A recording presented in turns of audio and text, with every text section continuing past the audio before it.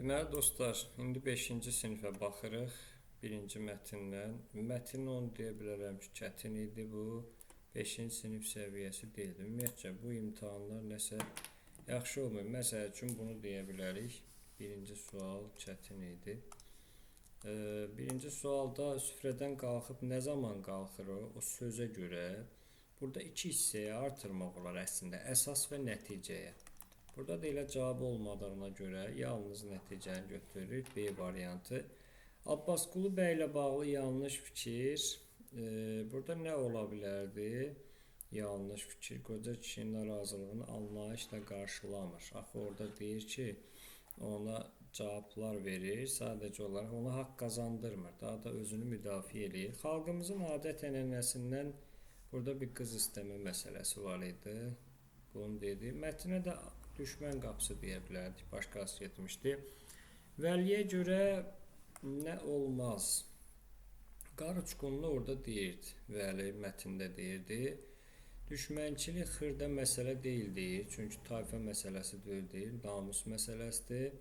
Qapına gəlib çörək kəsirsə bunu Abbasqulu demişdi. Ona görə C variantı.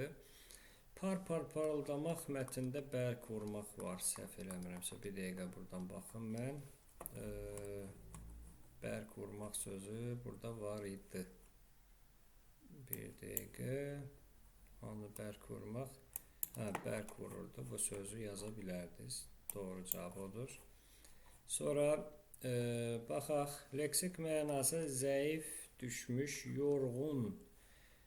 Əşrəf keçən həftə evə gələrkən xəstə anasını çox halsız vəziyyətdə görmüşdür. Deyir ki, olan söz halsız. Bir dəqiqə. Mənası zəifdir, yorğun olan sözü göstərir. Yəni halsız. Bu qədər. Yalnız qalın saitlər istəyirsə odun olacaq.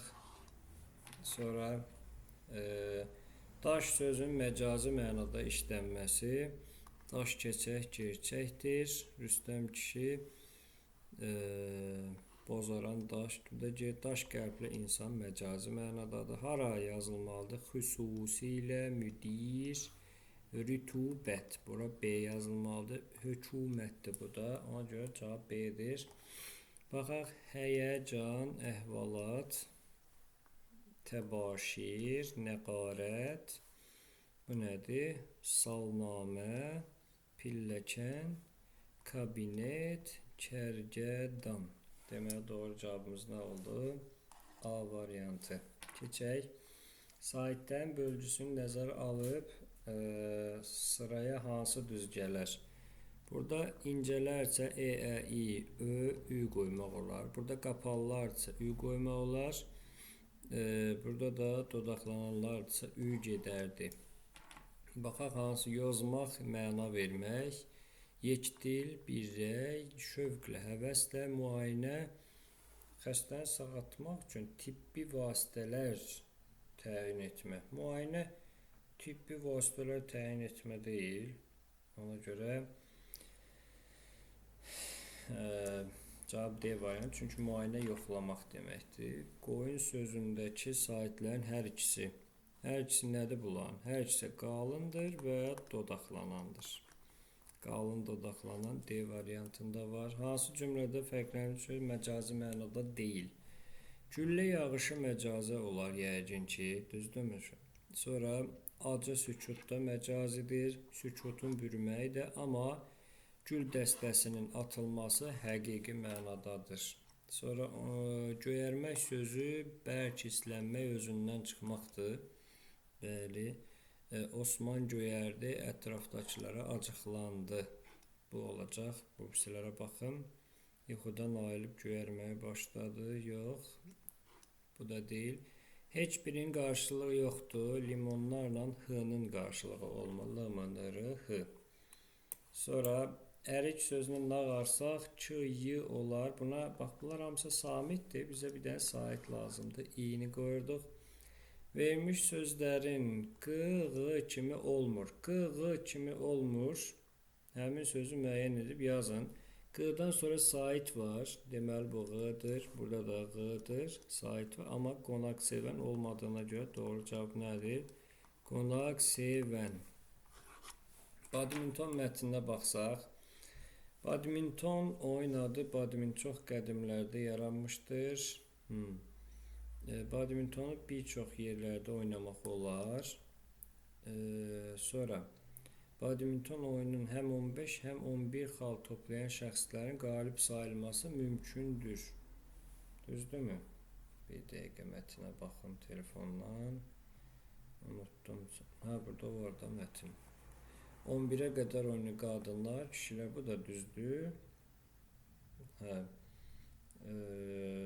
Sonra badminton oyunun adı, badminton sözü də çox qədimlərdə yaranmışdır. Badminton şəhərin adıydı. Düzdürmü? Bir dəqiqə nə yazır? Badminton oyunu kimi onun adı da adı olan badminton sözü. Badminton oyunu qədim deyəndə ki, qədim deyir axı, bu 19-cu əsrdə. Ona görə cavab elə A olacaq. Əvvəlki eyni fərqlidir deyir. Bir dəqiqə.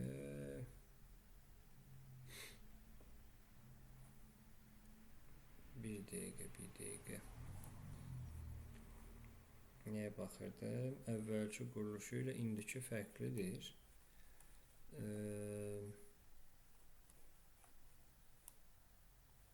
Havada ikən vurub bir-birinə. Elə bunu deyək. Bunu elə indidən deyək. Vurub qarşı tərəfə atırlar. Belə yazmaq var. Vurub qarşı tərəfə atırlar. Bu o biri sualın cavabıdır. Açıq sual var idi. Deməli, kiçik top şəklindədir. Belə oxşayır. İndi də plastikdən səbətə oxşayan kiçik top. Deməli, mantardan kiçik top və 16 havada uçsun. İndi isə oyunu plastik. Bu sualda da elə bir qəribəlik var. Əslində qarışıqdır biraz. Çünki əvvəlki quruluşu ilə indiki forması fərqlidir. Yəni belə demək olardı da bunu ki, əvvəl mantar var idi, indi kapron var. Bəlkə bunu deyə bilərdilər. Yaxşı, biraz bu sual qəribədir, amma ən azı 2 nəfər olmalıdır ki, vurub ötürə bilsin. Bu sualın cavabını yazdıq. 25'in yüngül raketka ilə oynanırdı. Ona görə B variantı olur. Sonra məcazi mənalıdır, qərarı tutmaq olmur. Tünd rəngdə verilmiş söz bənzər. Bu da oxşar, gerçək mənadaydı. Nəyə bənzər? Tennis oyununa bənzəmək. Siz yaxşı adam oxşuyursunuz var. İnsanın qəlbini oxşamaq tamam başqa şeydir. Burada ümumiyyətcə yoxdur. Cavab oldu B variantı. Bir sual biraz qəribə idi. Sağ olun.